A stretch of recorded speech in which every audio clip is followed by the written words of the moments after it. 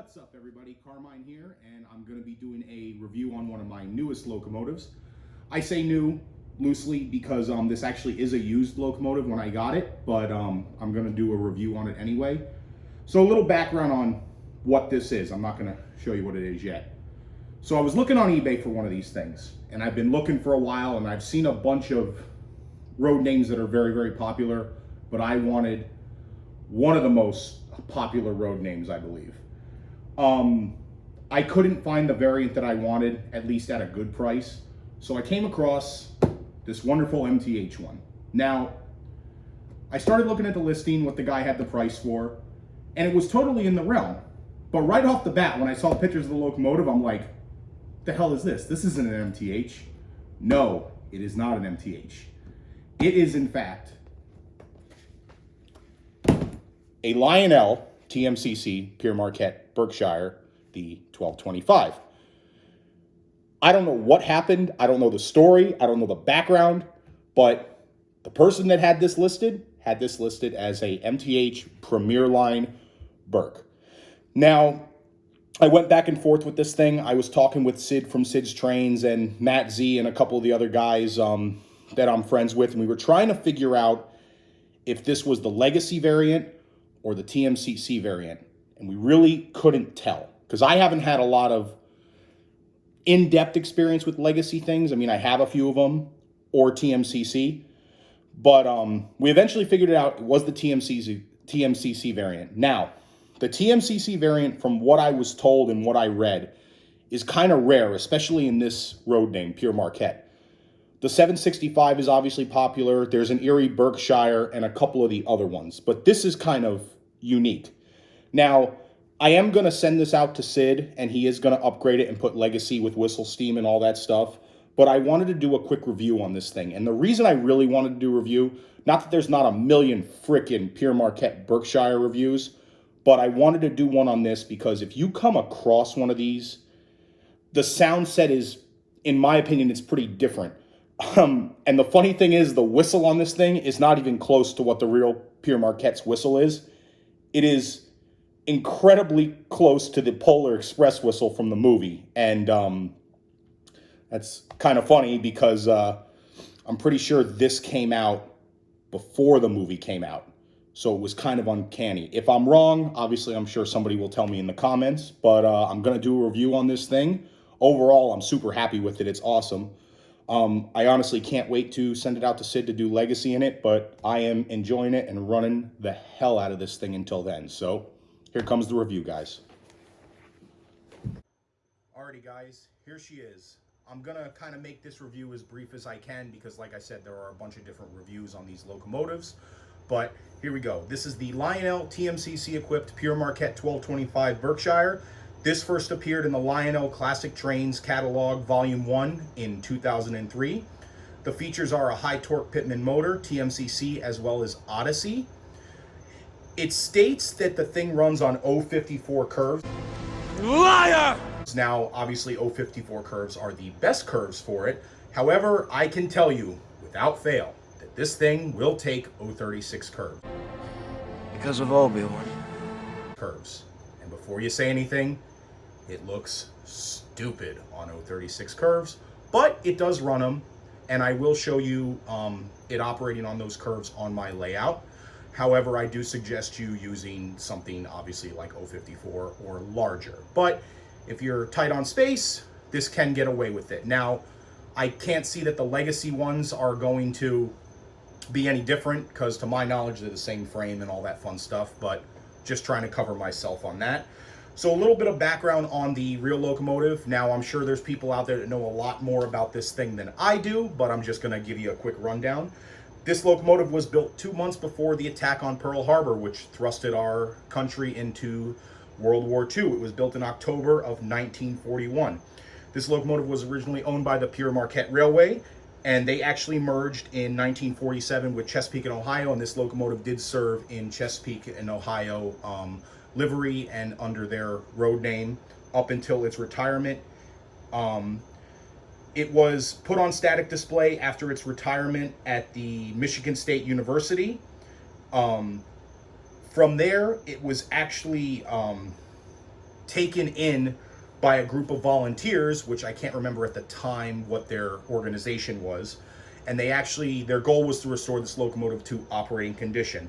Today, the locomotive is owned by the Steam Railroading Institute out in Owasso, Michigan, and this train runs pretty regularly scheduled excursions and trips, especially around Christmas, because, not to get too much into this as well, this was the locomotive, quote unquote, modeled for the Polar Express locomotive. Now, in the movie, obviously it's more of a fantasy engine, but you could tell the configuration of the drive wheels and stuff. It is a Berkshire. This thing is obviously considered the Christmas locomotive because of the number being 1225, which is December 25th, which is Christmas. So now I'm going to point out some of the features and details on the locomotive, and then we will get into a running session. So starting up front here, we have a separately applied metal coupler cut lever, a die-cast metal scale O-gauge coupler. We have an operating headlight with lighted number boards on the side, as well as the flying number boards on the top, lighted marker lights, and a brass bell, as well as some air pump detail. Now, these are incandescent lights because they are the older model. It is the TMCC model. I personally like the incandescent lights, but I do know that when this thing gets legacy equipped, it will go to LED lighting. We have a separately applied metal handrail that runs the full length of the boiler all the way down to the end. We have the smokestack. This does have a functioning smoke unit. All you got to do is pour some smoke fluid directly down the stack to get your functioning smoke unit, and it is fan driven, so you are going to see puffing. Now, because this is an older TMCC locomotive, this does not have the prototypical 4 chuffs per revolution. To my knowledge, the Lionel Rail Sounds 5.0 were the locomotives that started to do the 4 chuffs per revolution. This has the 2 chuffs. Doesn't look terrible, but once again, that will get changed when it gets upgraded. And the smoke unit is timed to the chuff. So every time you hear a chuff, you will see a puff of smoke. So now we're going to shift over to the side of the locomotive, and I'll let you guys see the running gear and stuff a little bit better. We have a separately applied metal builder's plate, some separately applied piping, as well as some more detail here. Nice crisp Pere Marquette logo on the top, brass painted whistle. The drive gear looks really, really good. It's actually not that reflective polished, and nor is it the darkened or blackened drive gear. It's actually like a satin. It looks really, really good. Obviously, it's all die-cast metal, functioning linkages. Die-cast metal 4-wheel trailing truck, as well as a 2-wheel lead truck. You have some brass painted pop-off valves, separately applied dynamo, and some more accessories here. Back by the cab, you have a nice crisp 1225 with the locomotive's indication numbers. You have cab window glass, which in reality is just kind of plastic that Lionel puts in there. And you have the Lionel zombie crew figures, and I call them that because they're just pretty much sitting flat out and static. There's no life to them like MTH's crew figures, but nonetheless, they do the job. They look really good. Now I'm going to swing you around to the back of the cab, and I'll let you have a look at the interior. Alrighty guys, and here's the interior of our cab. Now you are going to notice that this is a little bit more barren and sparse than the newer ones. You're not going to find any separately applied, or excuse me, separately painted gauges or knobs or anything like that. However, it does have a lighted cab light up here, as well as a flickering firebox. And if you actually look over here, I don't know if you can tell very well in the video, but there is a separately applied throttle linkage that actually is sticking out from the back head. And there actually is a red reversing wheel. The Pere Marquette 1225, I did notice, instead of having a physical long J-bar, it has a wheel that you can rotate to throw the thing in forward, neutral, or reverse. But not a bad back head. I can always change it by adding some detail in the way of paint and stuff. But you know what? It gets the job done. Down here, you have the wireless tether, which connects the locomotive to the tender. So now we're going to move on to the tender.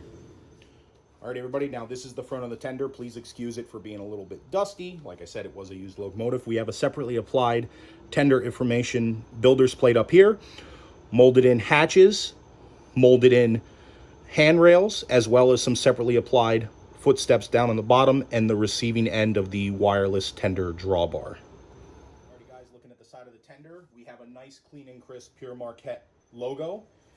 We have a separately applied tender builder's plate. We have some separately applied toolboxes, re-railers, as well as the die-cast metal tender trucks, and you can just see here the separately applied steps to get up to the tender. All right, everybody, looking at the top of the tender. Now, another thing that gives this away that this is an older model, a TMCC model, is the tender coal load. This is a molded-in coal load. Pretty much, I shouldn't even say pretty much, all of the newer Lionel locomotives that are legacy equipped have a separately applied coal load. This is molded in. Doesn't look bad, not a deal breaker, but, you know, it doesn't really bother me that much. You really can't tell that much when it's running by. You have your water fill hatches here, which actually open up as one big piece, and you have your volume control, as well as your sound switch on and off. Separately applied metal handrails that run the length of the top here, as well as a separately applied ladder. Now here's the back of the tender. We have your operating electrocoupler, your separately applied coupler cut lever, separately applied metal ladder, 1225, as well as the tender information and an operating backup light. Now we're going to go into the sounds and features, and I'm going to let you guys hear that. So let's go. Alrighty, guys, we got the Pere Marquette 1225 down on the track, so I'm going to do our startup sequence here and let you guys hear it.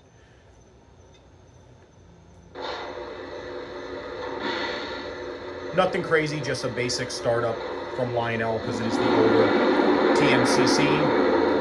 It does an immediate blowdown when you do the startup there, so that's kind of a cool feature. So the first sound we're going to do is the bell.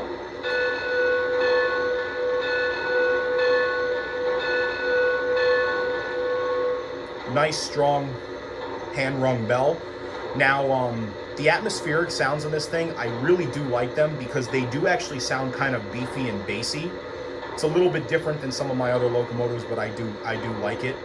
The next sound I'm going to do is the whistle. Now, the whistle on this is not quillable because it is TMCC.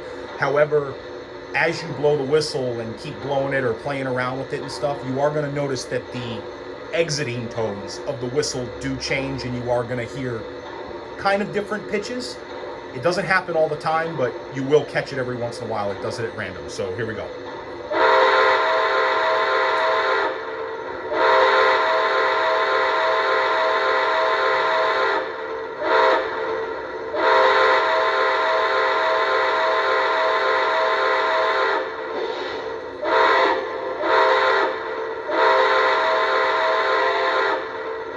I don't know if you guys heard it there, but it kind of did it there. So the next sound we're going to hear is the locomotive cab chatter. I could not even freaking tell you what that is supposed to be. It's obviously somebody on the radio, but I cannot understand it. Next is the tower chatter. This obviously is nice and clear, and you can understand this. So. Pere Marquette 1225, you are clear outbound. All right, next sound is going to be the blowdown sound. Now, it's not like the Legacy where you hold down the blowdown sound. It's going to play as long as you hold it. This is just a quick generic blowdown. So here we go.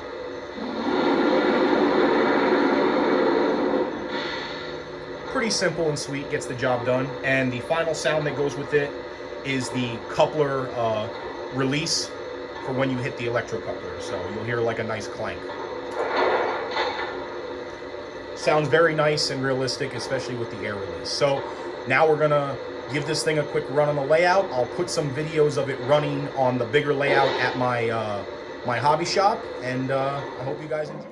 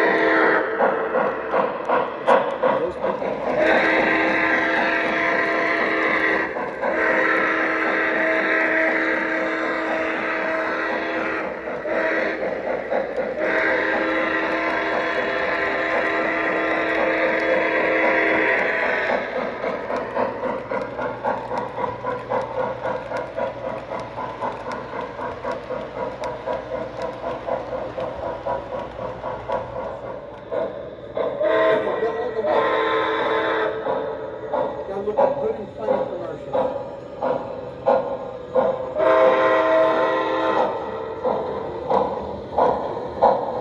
Pere Marquette, 1225. You are clear outbound.